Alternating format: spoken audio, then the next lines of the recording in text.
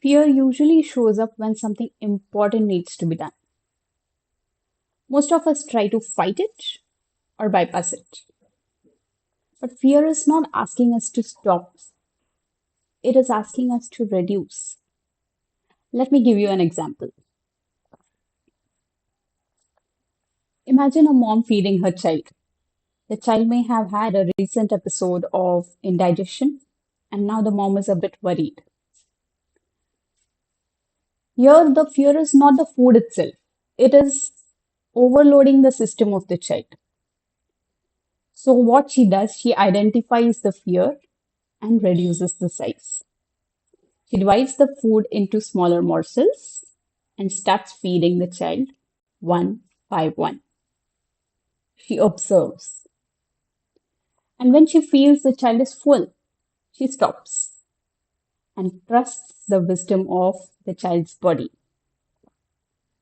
It may happen that the next day the child may end up eating one more morsel, another day, two more maybe. And gradually the child grows, not by force, but by respecting the capacity of the body. Notice something important over here. The fear was not removed, it was dealt with. And the same thing is done in dentistry. Also, it may happen that two fears came up simultaneously or two challenges simultaneously. So the flow in such situations comes from prioritization.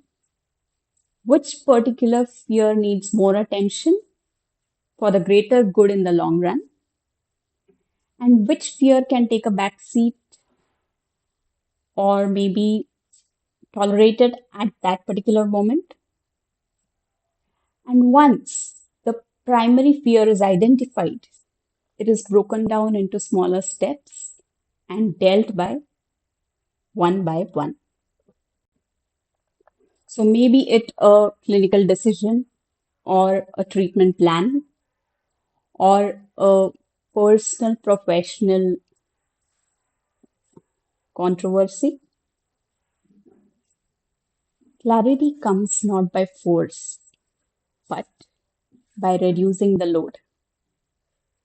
And when the load is just right, action becomes easy.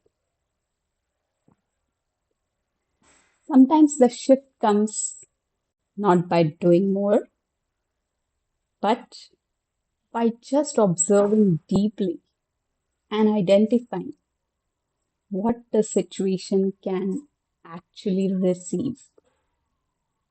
Thank you.